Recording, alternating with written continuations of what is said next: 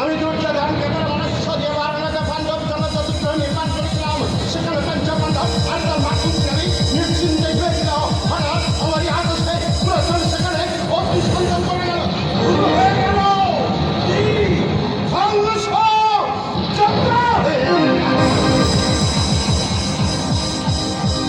কিন্তু এখানেই কি শেষ?